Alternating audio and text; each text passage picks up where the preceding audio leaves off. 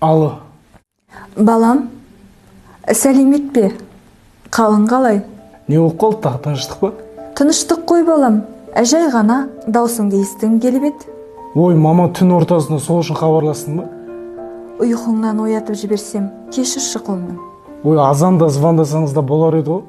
Осыдан 20 жыл бұрын сен мені тура осы уақытта оятқан едің. Туған күніңмен, балам.